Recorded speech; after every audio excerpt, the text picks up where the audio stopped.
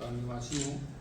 मैं आज 2 वर्षों से न्याय की गुहार प्रशासन से लगाते दर बदर भटक रहा हूँ।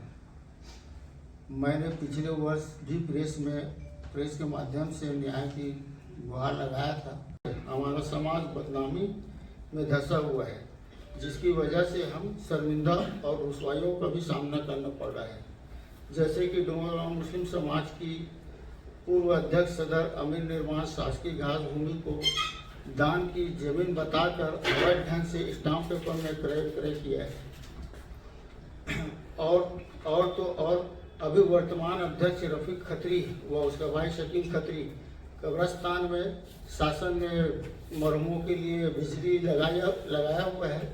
वो भी उनसे देखा नहीं गया। वहाँ खूब फंसाकर ये चोरी करते आए सालों से। राशि 1,89,912 रुपये का हुआ, जिसकी जानकारी डोंगरगांव थाने में भी दिया गया। चोरी की धारा 135 लगाया गया, मगर आज तक कोई कार्रवाई शासन द्वारा नहीं किया गया। चोर हो तो समाज जिल्लत रुसवाई की दलदल में धंसता चला जा रहा है। शासन की खामोशी ऐसी चंद समाज के ठेकेदारों का हौसला बढ़ा रही है। या वक्फ की जमीनों में जो किराए से रहता है उसे अध्यक्ष तो दूर की बात, उसे सदस्य भी बनाया नहीं जाता। वर्तमान में सदारत कर रहे हैं अध्यक्ष हैं, और उसका भाई जो बिजली चोर और उसका मामा पूर्व सदर अमीर निर्माण जो दान की जमीन बेचा। ये लोग मस्जिद के मकान पर किराए से रहते हैं, जिससे मेरे भाई को बहुत तकलीफ भी हुई है। उनके भी भरण पोषण में परेशानी जा रही है।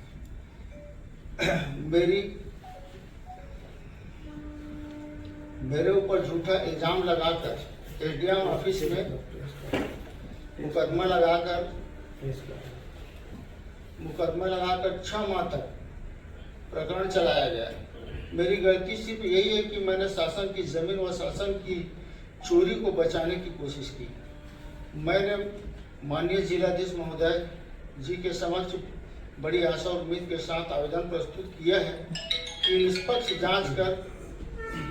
मामले की निष्पक्ष जांच कर कार्रवाई करने की अपार दया करेंगे। जो बिजली चोरी में पकड़ाए हुए है ना, उनका नाम है रफीक खत्री और उसका भाई शकील खत्री, जो किराए के मकान में, कब्रस्तान के किराए के मकान में वही अपना रहते हैं। और वो कब्रस्तान से बुकिंग करके बिजली चोरी किए। छापा मारने पर 1,89,912 का फाइन वसूली आज तक नहीं हुई, जिसकी शिकायत हमने कई बार बिजली विभाग में भी की है। 7 महीने से ज्यादा हो गया। वो जांच अधिकारी कौन है जो वहाँ जांच करने गया था प्रकरण में? 1,89,000 मेरे पास सर उसके पूरे दस्तावेज ये है। मैं आपको ये भी दे दूंगा पूरे दस्तावेज। आपकी शिकायत हुई, जुर्माना भी लगा, पर जुर्माना वसूला नहीं गया। वसूला नहीं गया।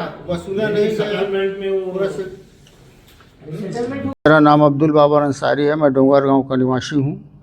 प्रेस कॉन्फ्रेंस रखने का मेरा कारण ये था कि डोंगरगांव में जैसे कि अवैध ढंग से शासकीय ज़मीनों को क्रय विक्रय हमारे समाज के द्वारा किया जा रहा है, जिसकी जानकारी मैंने कलेक्टर महोदय को भी दिया था, थाने में भी दिया हूँ, वक्फ बोर्ड में भी दिया और बहुत से जगह में ये दिया हूँ मैं, लेकिन अभी तक कोई कार्रवाई नहीं हुआ।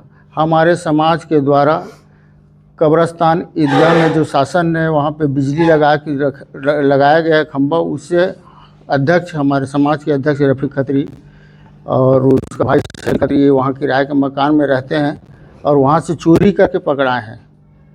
रंगे हाथ उनको छापा मार के पकड़ा गया है बिजली विभाग के द्वारा, लेकिन उसमें 135 की धारा भी लगा है और 1,89,912 रुपये का फाइन उस पर चार्ज किया गया है।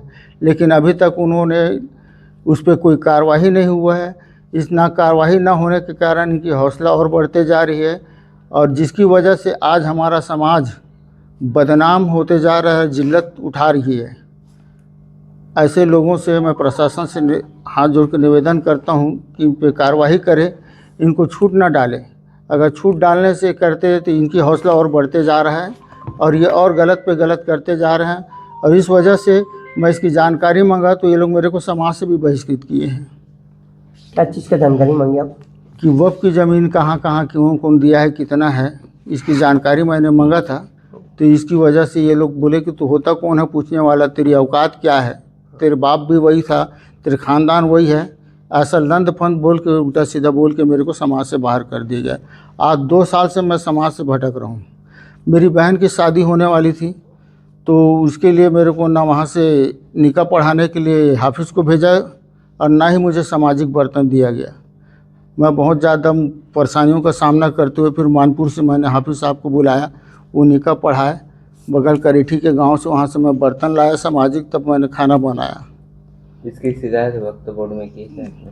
जी, मैंने इसकी शिकायत भी वक्फ बोर्ड में की है, कई बार जा चुका हूँ, लेकिन अभी तक वहाँ से मेरे को न्याय की कहीं उम्मीद नहीं नज़र आ रही है। कलेक्टर साहब के पास गए थे? जी, मैंने कलेक्टर साहब के पास गया था, कलेक्टर साहब के पास मैंने आवेदन भी दिया है, 2-3 बार दे चुका हूँ, और लेकिन अभी तक कोई कार्रवाई नहीं हुआ है। अगर कार्रवाई नहीं होती तो आगे क्या कदम होगा? कार्रवाई नहीं होगी तो क्या करूँगा बताओ। मैं गरीब आदमी, मजदूर आदमी हूँ, क्या करूँगा, बेबस हूँ, भटक रहा हूँ, रोजी रोटी में भी मेरे पाबंदी लगा दिए हैं। ऐसे हालात में मैं ही क्या करूँ बताओ, आप क्या कर सकता हूँ। शुभ नाम बता दो। जी, मेरा नाम अब्दुल बाबर अंसारी है।